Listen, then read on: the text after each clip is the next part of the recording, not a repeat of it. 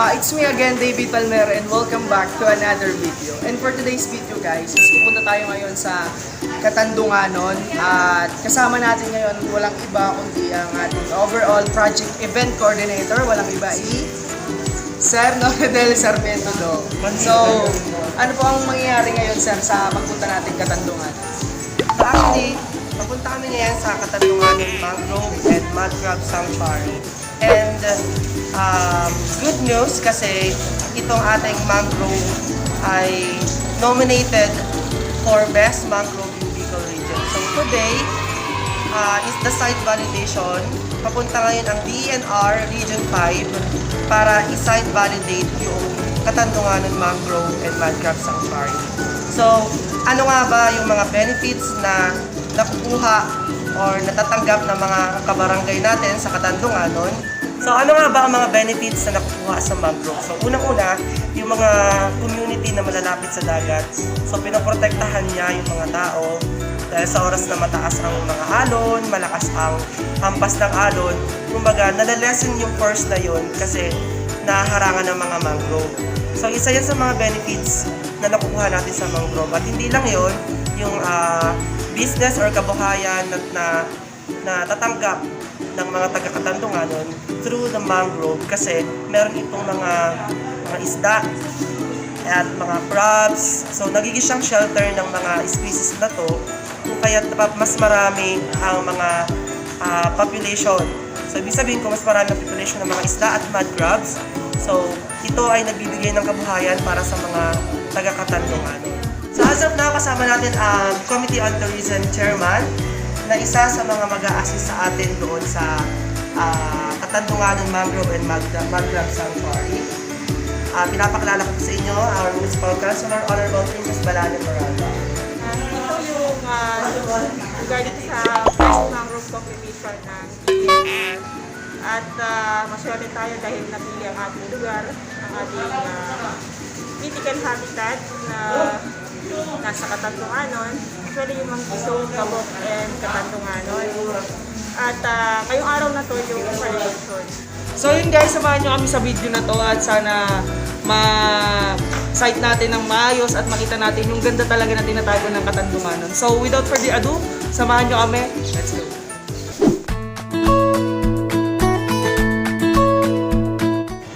So yun guys, papunta na po tayo ngayon sa Katandunganon at kasalukuyan yung mga taga-DENR is andun sa kabilang bangka.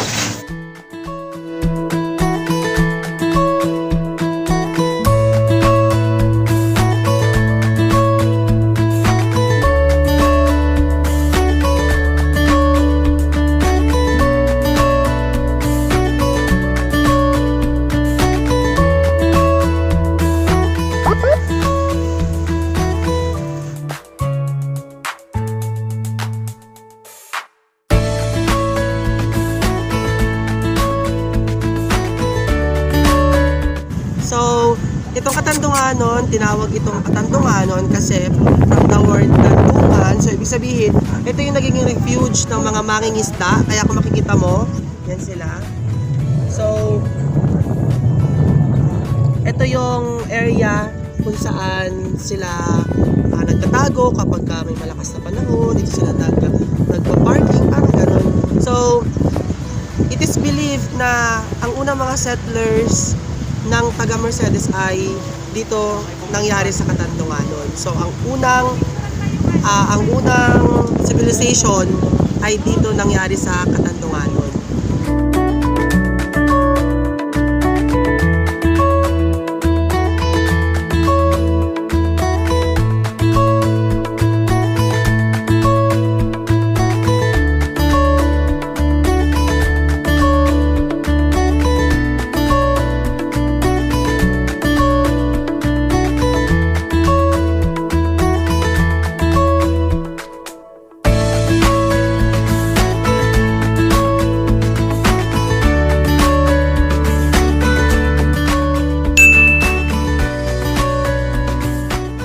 Montage.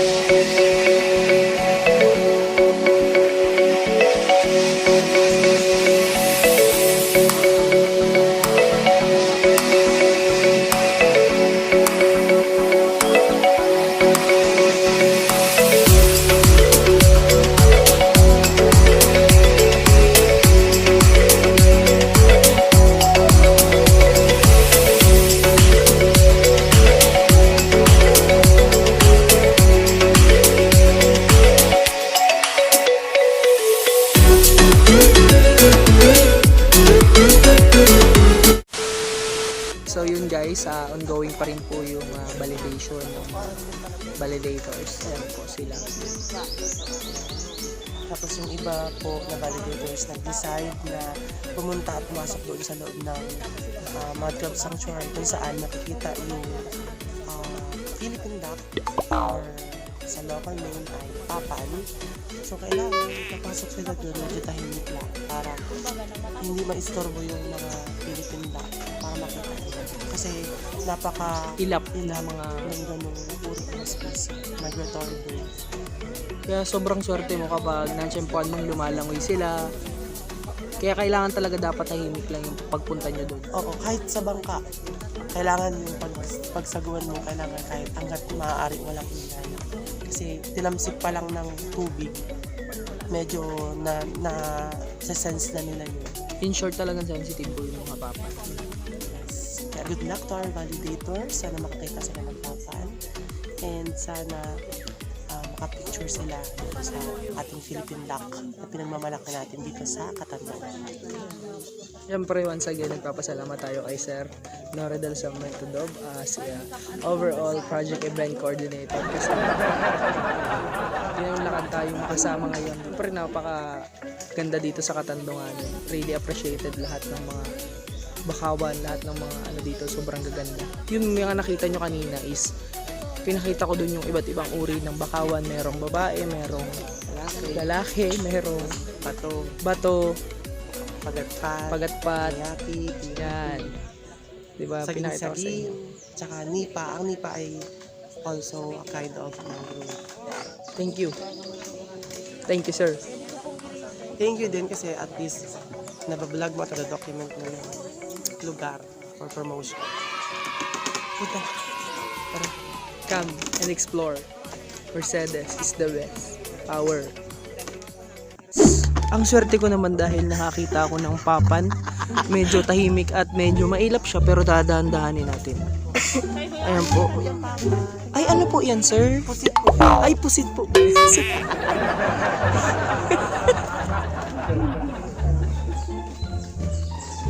Pagkafora at kulat. Local name, bakawang lalaki. Echosera Quemedora. Local name. Bakawang bakla. Ayan, yan. Ano yan? Avicennia Marina. Local name. Isabel.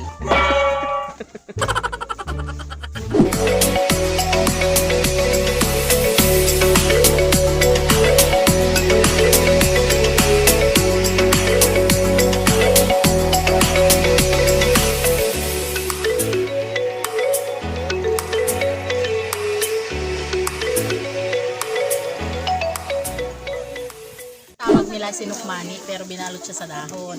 Ito naman po, yung may asin siya, ang tawag po dito latik. Ito po yung pagkakaiba niya kasi yung may asin, hindi siya yung may asukal naman is brown. Ito po. Ito po ang mga ginagawa dito sa Barangay Katandungan. Saka kaya yung mga gusto pong pwede po dito mag-order. Yung buko juice naman, ang ingredients lang na inilalagay dyan is yung ibap na gatas, tapos po asukal.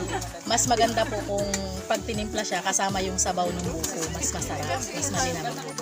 Ito po yung alimango, anit ang tawag dito sa amin.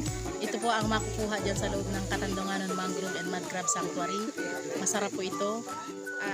Ang paraan ng paghuhuli nito is bubo. Lalagyan siya ng pain ng bubo. Nilalagay siya ng gabi and then kinaumagahan. Kumbaga tinitibaw siya. Tapos po ito na yung nahuhuli. Ano po ibig sabihin ng tibaw? Tibaw, yung kinukuha na, tinitingnan na yung bubo kung may laman. Ito po yun. Hindi pa po kami aware dun sa iba't ibang klaseng luto kasi nga, kumbaga yung luto lang dito sa amin is ganito, nilalaga siya ng spray. Pero po marami pa pong mga klase ng luto na hindi pa namin nakukuha. Kaya siguro po yun pa ang isa sa aalamin namin kung paano para ma-promote namin kapag ongoing na po yung tourism namin dito. Kumbaga na-develop na siya ng husto at makikita na yung dadayuhin na siya ng mga turista. Bali ito, malaman namin kung ano pa yung mga lutong pwede. Hey, it's me again, Dog. na-overtake ko na masyado itong vlog ni David kasi pagod na siya.